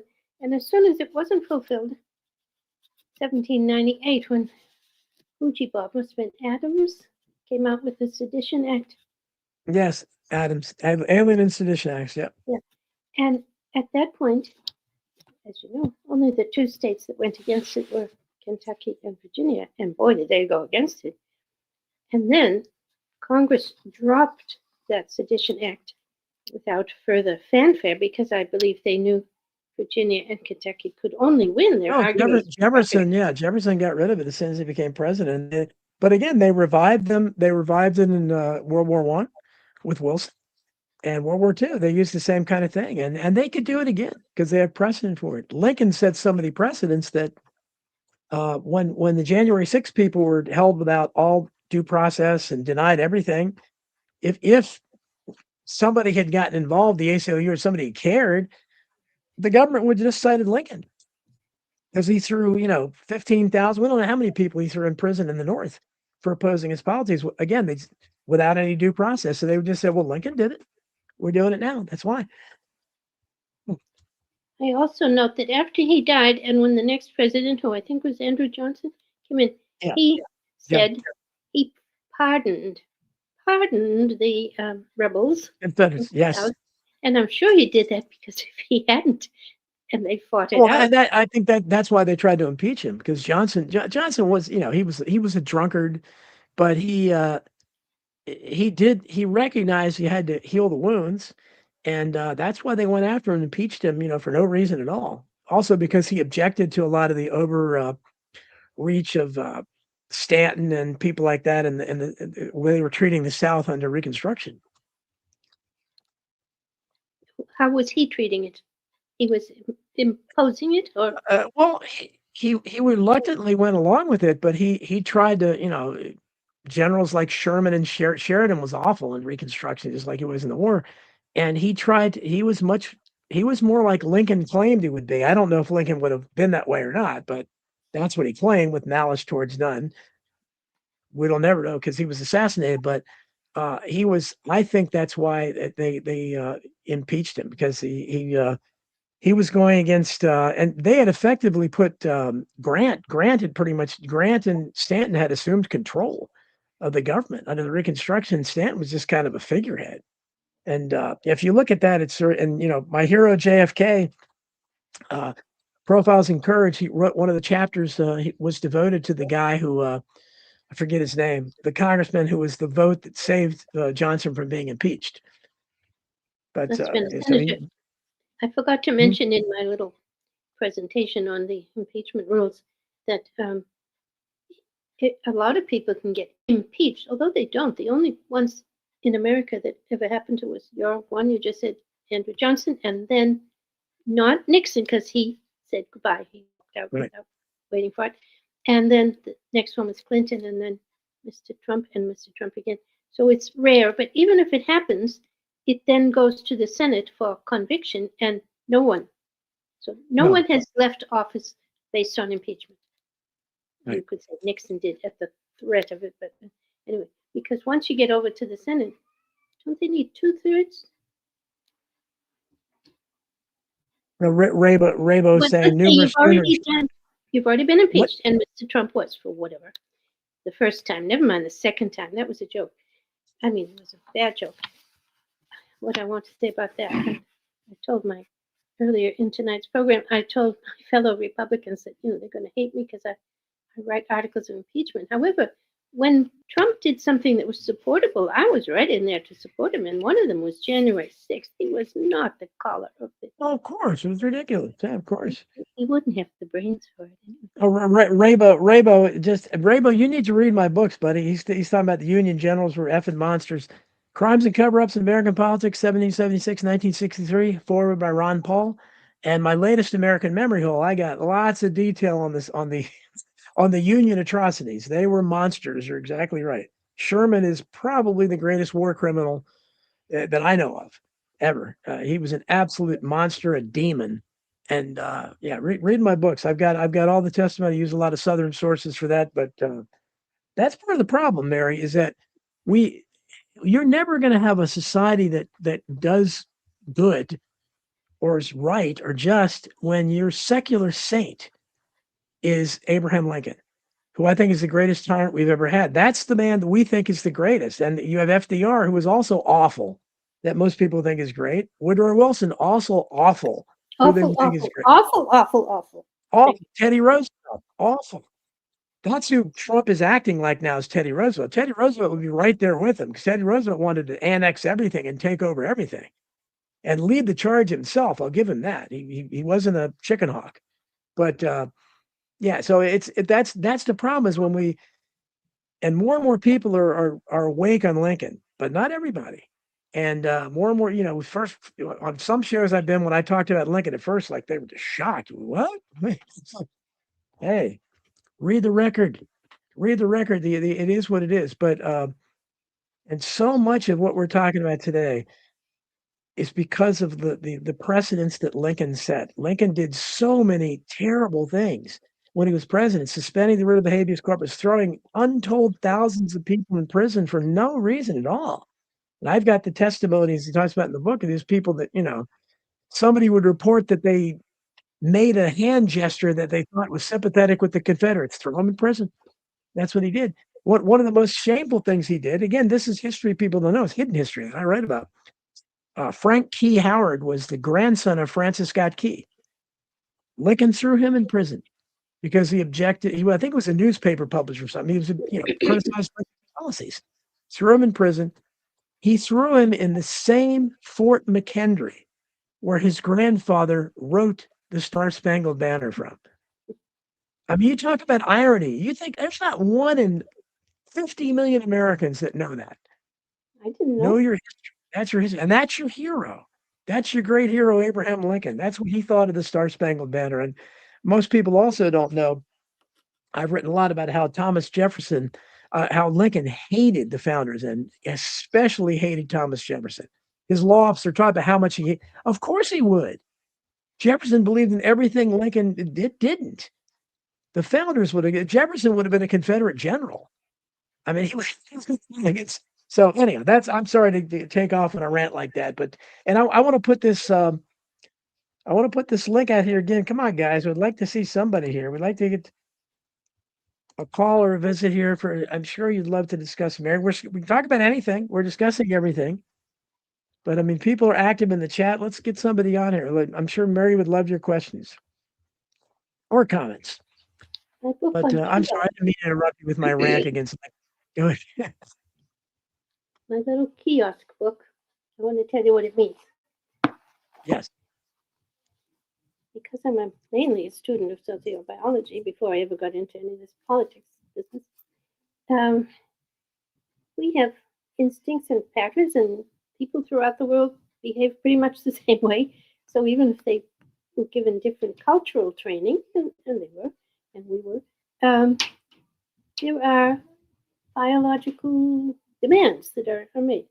And one of them, of course, is to be secretive about if you and a few others around you have found a way to get money and you think you can get away with it, basically not stealing it, but organizing things in such a way that the money will go right to you and not to everybody, then you are going to keep buddies with those guys. And then the next thing you know, to be with your buddies, they invent a stronger way to push themselves, which is lethal for others. And so you say, okay, yeah, I got to do that. And the point I'm coming to is that in the original colonies, or the original founding fathers, I believe all of them, were given land grants by the king, right? And this is true in Australia. We call them graziers, so they were able to have a lot of grass for their sheep to be on. And we admire those graziers, but how did they get to be graziers? The king gave them a grant of certain acreage, huge. And so from that moment on, they looked prestigious, right? Because they're wealthy. But what did they do to earn that? They must have done something. Or the king might have been smart enough to say, I've got to set up any 10 men over there so that they will become the prestigious ones, and then I can pass my rulings through them and it'll be accepted. But in this little book by me, which is called The Constitutional Kiosk, and I haven't explained the word yet, but never mind, there are a few appendices, and one of them is written by William Scott, and he, I think rather late in life, just caught on to the idea that the framers, I know he was studying Ethan Allen, which is not somebody I've studied. How about you? Green Mountain Boys, wasn't it? Ethan Allen, the Green Mountain Boys, yeah. He was in Vermont, but he was, I think, fighting against, I may be wrong, sort of invaders from New York, invaders to their land grant or something. So he had to stick up for whatever he stood up for. This is Ethan Allen in the years around the time of the founding. And my friend said, and he doesn't hold this against Ethan Allen. That was just, he happened to be perusing that section of the library when he saw it's quite a bit of information that the entire, I remember, that poem by the 18th of April in 75, hardly a man is now alive who remembers that day and year, which was about the Lexington Green, the first shot fired, or the Minutemen were coming to kick the British troops out of America. Well, he says, oh yeah, that's all arranged. And what the hell, it was on April 19th. I mean, I said the poem begins with on the 18th of April, but that's when Paul Revere saw his lights, one if by land and two if by sea. So from that moment, he got on his moped, or I guess in those days his horse, and he went running to arouse the people up to west of Boston, so towards Lexington. And at that time, and I'm just throwing in the date because, a lot of things happened. That the Oklahoma City bombing, I think that was April 19th, which is very biggie on the satanic calendar. So anyway, even aside from that, because my friend William Scott did not refer to that at all. He probably didn't know about it. And Mary, you have to move up or something because you're fading away. I think it's when you move away from the microphone. Oh, yeah. How am I now? Yeah, that's better. I think stay closer to the microphone. I see. Gosh, one of these days I got to buy an actual microphone so I can. Well, mine has problems sometimes too, but that should be it, I think. Yeah. Okay. Now the friend says that all of our founding fathers, and I believe he looks most frowningly at George Washington, were Hmm. in on a game, and the whole game to make the Constitution was, if they really had such foresight, but look, they didn't even have cars or know that there would be cars, for God's sake. How could they Of course. foresee so much?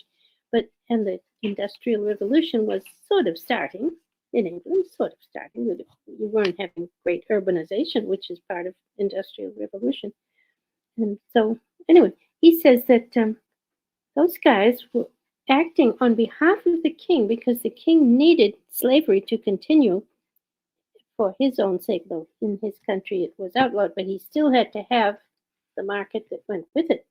And so that would explain, wouldn't it, our Constitution saying bold-faced in it that if a slave runs away, we, the federal government, will. Okay, we got twisted in here, Mary. There you go. Right. Looking like he came right out of the ZZ Yeah. Top studio. What's going on, Twisted? Yeah. I'm headed to do some food pickups, but I was curious. How you doing, Mary? Fine.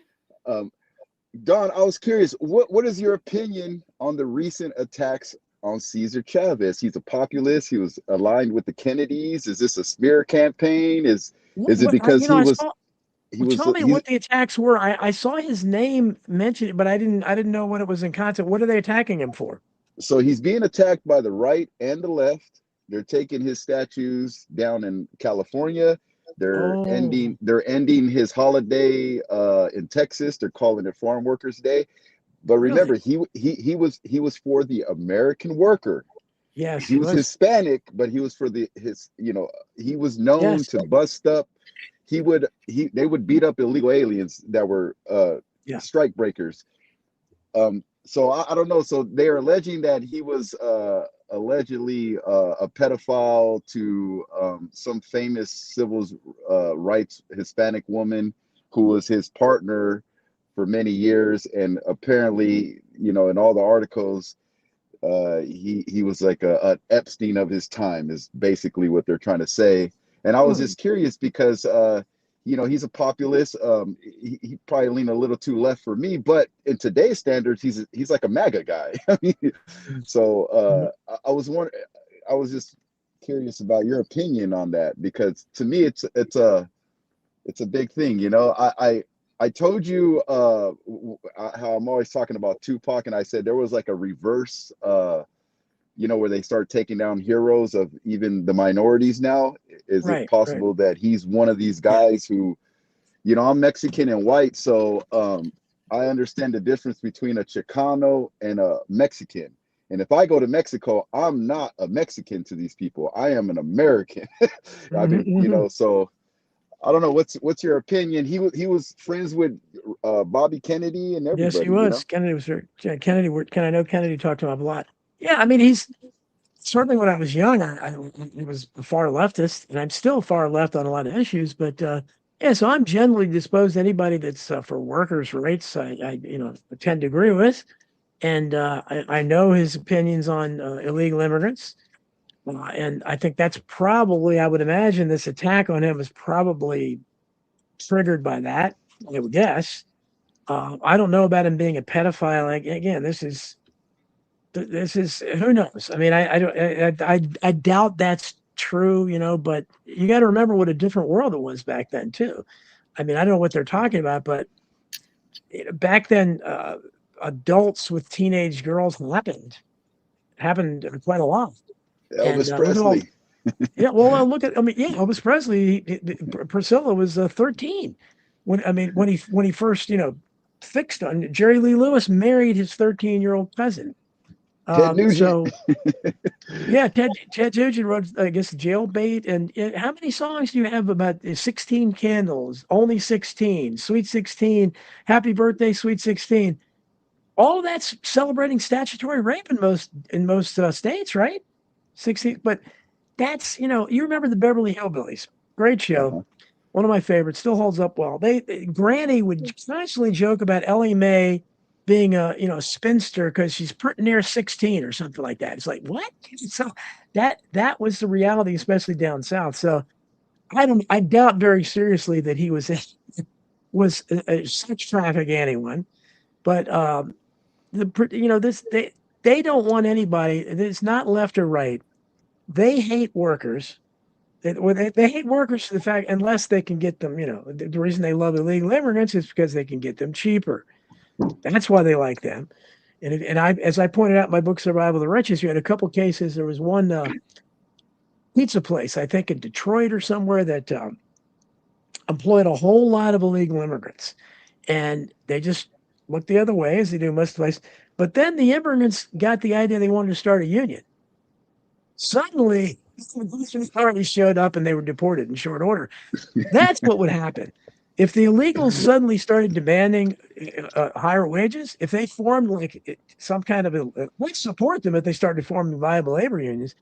It's never going to happen. But that they're against paying, and the more I look at it, that's the overriding issue, is that they don't want to pay the vast majority of people. About 80% of the people are not making enough to meet the cost of living. That's what it is. I was arguing today with my cable provider. It's ridiculous. Now it goes up every time I blink, and I don't know what what the solution is. And the cell phone, same kind of thing. That provider, it's just pay so much. My electric bills the last 3 months have been like double of anything I've ever had. And I don't know. And people are barely, I don't know how they expect people. My income certainly isn't going up.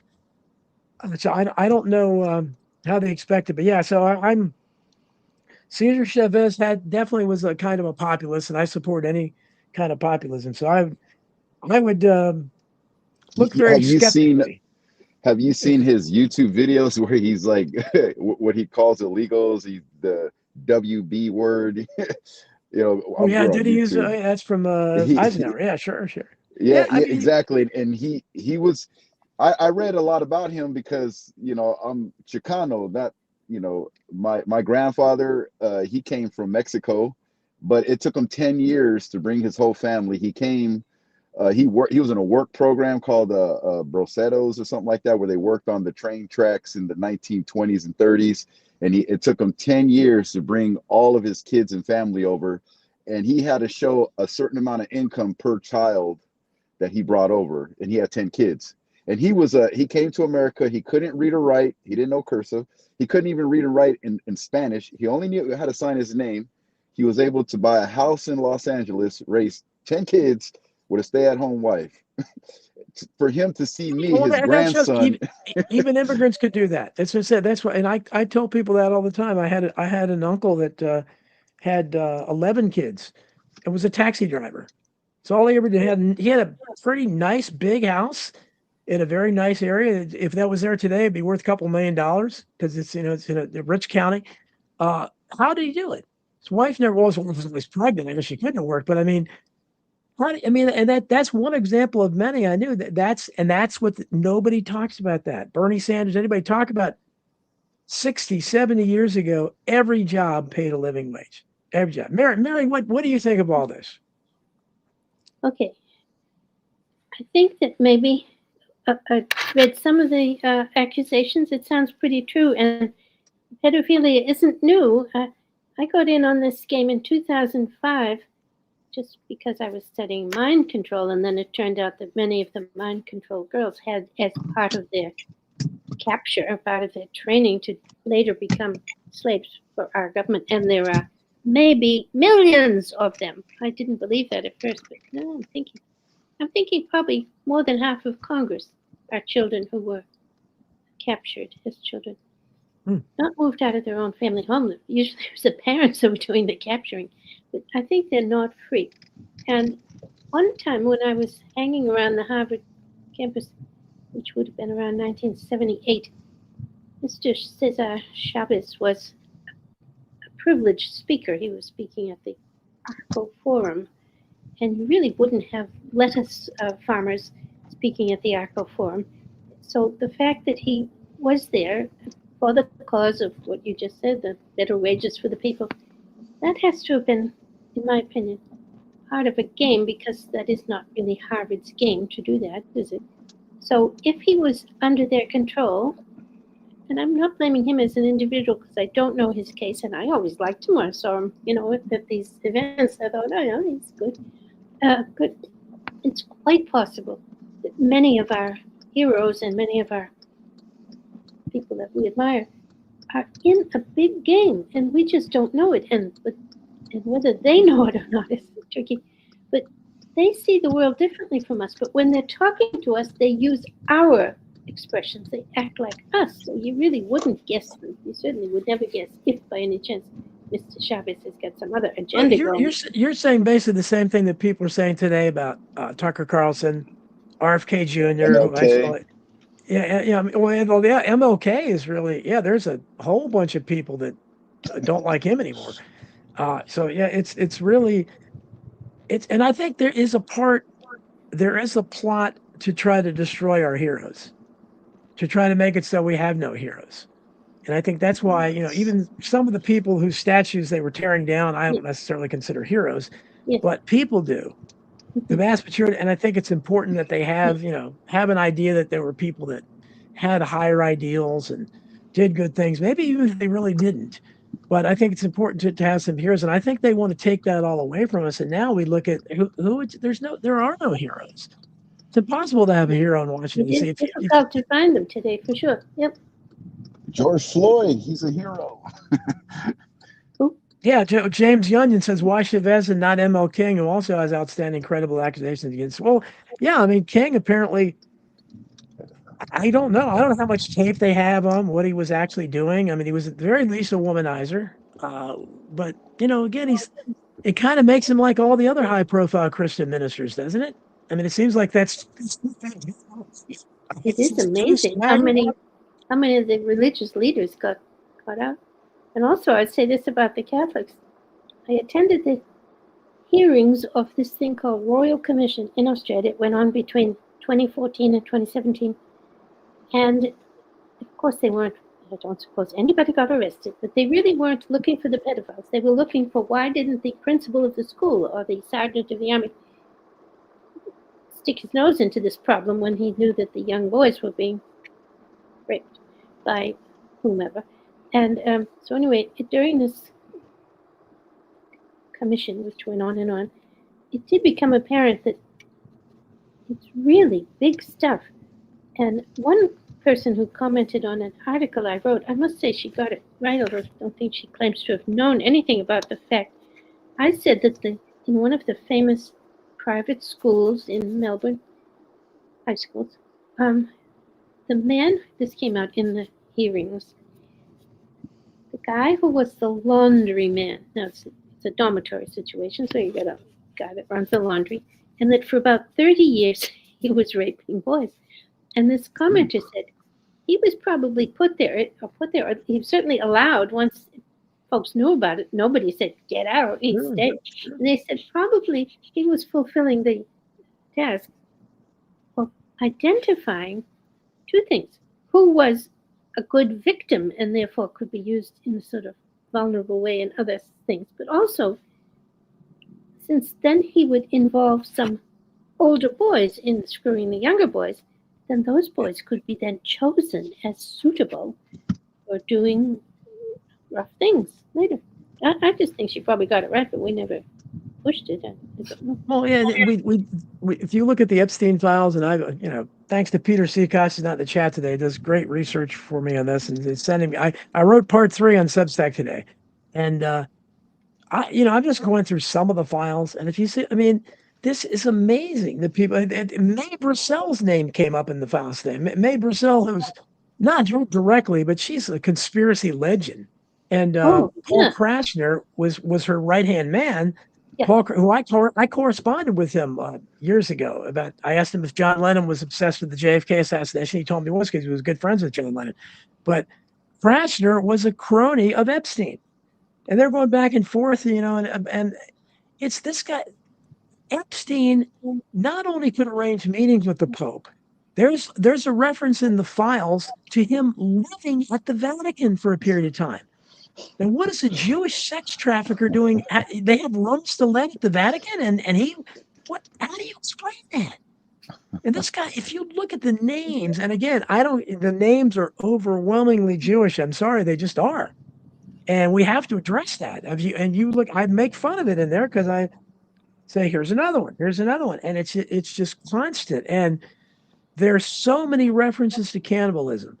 They make it obvious that they like to eat human flesh. I mean, it's shocking, but that's what they're talking about. I found a few more code words today. We already had pizza, pasta, grape soda, Maps. jerky, and now we have muffin. We found all these references to muffin. Epstein, his housekeeper says, Epstein, Mr. Epstein wants you to start making his muffins smaller. And there's another reference to getting the muffins on the airplane before their ingredients expire. I mean, it's obviously they're not talking about food. So what does it mean? I don't know, but I don't know, and I don't know why they're putting it out there for us to see, because it shows them pretty much we can see what they're doing.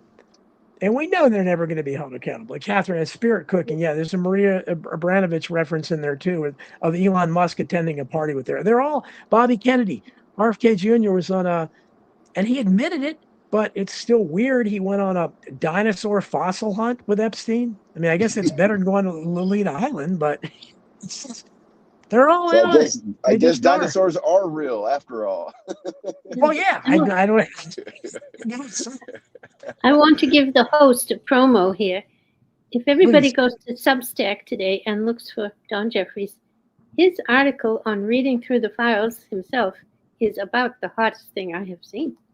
I mean, not just hot. I don't mean hot. I mean usable in prosecutions, because they were just so blatantly. Why would they email? I'm rather careful about what I say. Exactly. Why would you put in part one? There was an email about. Again, I think we don't know because so many names, but Trump's name is never redacted, and that's what I question. This is his Justice Department. Why is his name? And he's all these horrible accusations from young girls that. I know he wasn't the only one doing it, and shouldn't his administration, if anything, cover his name up first? But no, it's always out there. Everything they did to Trump, supposedly they tried to kill him and they impeached him, all this stuff. And not once was Epstein ever mentioned in connection with him until recently. That's the thing that I'm like, you guys could have got him in 2015. You could have ended you could have ended him in the primaries. So I don't understand what it's like. It seems like Trump played it like, look, let's just throw everything out there. There's so much info, people are going to get lost, and then they'll forget about it. Maybe that was his. Yeah, they are. I mean, I don't know how many people are reading my 3-part series, but I mean, you can. And again, Peter Seacosh, shout out to him. He's the one that did the research and got most of the stuff to me, because it's a lot to go through, and it's mind-boggling. Some of it I don't understand, but I know it's not normal. In one of the emails, when somebody tells Epstein, I give you permission to kill him, he lied to you and me too. I mean, what? I mean, how many times have you ever said that in an email to somebody? And I love the torture video. Somebody says it, another one, and it's it's beyond. You have the Hillary, you have the Hunter, you have everybody just loves email crimes. Yeah, no, it makes you wonder if any of it is even true, or it's like, did Epstein actually even live? Is he a real person? That's exactly right. That's we get into the whole phony thing. Deb McCarthy mentioned earlier. How do we know that anybody's even dying in Iran? We don't know. We don't. You're right. I don't trust anything. They could be lying about anything. Taken at face value. The Epstein files, I don't know what they mean, but I do know, taken at face value, they show us that our leaders are apparently a bunch of cannibal pedophiles. So, I mean, that's disturbing, and they should be prosecuted, but nothing's going to come of it. But I don't know why they're letting us see it. We're just about out of time, though. Twisted, any final words? Thanks for coming on, and then we'll give Mary. Oh, no, Don, I appreciate you even letting me on while I'm driving. Excuse the lighting. Oh, that's great. You look great. I appreciate it. Thanks for the support. You do great work, man. And I just love to be a contrarian sometimes with you, but you're a good sport, man. Oh, I appreciate it. I think people are way more contrarian to me sometimes than that. That's no problem at all. It does. I'm a civil libertarian. It rolls off my back. I just want to get you to listen to a Tupac song one day. That's my dream. Okay, there you go. I have to do it. Mary Maxwell. I appreciate you especially coming on with such little notice because we had a guest cancel. So thanks so much, and you're always fascinating. Any closing word? Any closing comment? And you want to give out any links? I thank Twisted for coming in. and I say again, my book. I'll have to come back another time to discuss it, Don. I hardly told you what's in this book. But it is available as a freebie, as are my books, on my website, which is called constitutionandtruth.com. And you hit the little menu item that says books, and there they are for the taking. You can't get a better deal than that, Mary. Thanks so much. You're doing good work out there. I hope, one day you're successful in this system, but I appreciate you doing it. It's always fascinating to talk to you. And so go to her website. Was it Constitution what? And A-N-D, Truth. Constitutionandtruth.com, and you can't get a better deal than free. So she's giving her books away, so go for it. I appreciate it. Thanks you so much. Thanks, Mary Maxwell. Thanks to everybody in the chat. Thank you, Mary. Bye, Don. Talk to you next time. We'll talk to you tomorrow on America Unplugged, and see you next week, same time on I Protest. Thanks a lot. Thank you.